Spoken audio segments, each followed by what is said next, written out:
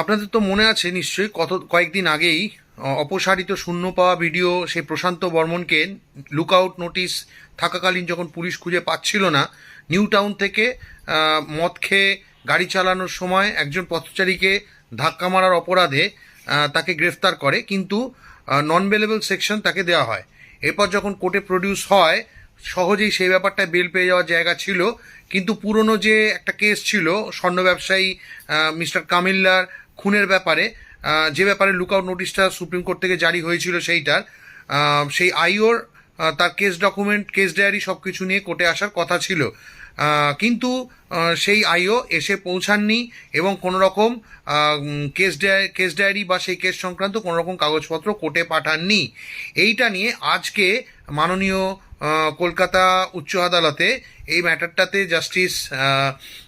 অপূর্ব সিনহা রয় তিনি আজকে এটাতে ক্ষোভ প্রকাশ করেছেন এবং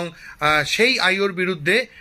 ডিপার্টমেন্টাল ডিসিপ্লিনারি প্রসিডিংসের অর্ডার করেছেন এবং ডিজিপিকে নির্দেশ দিয়েছেন 10 দিনের মধ্যে একটা কমপ্লায়েন্স রিপোর্ট কোর্টে সাবমিট করতে হবে।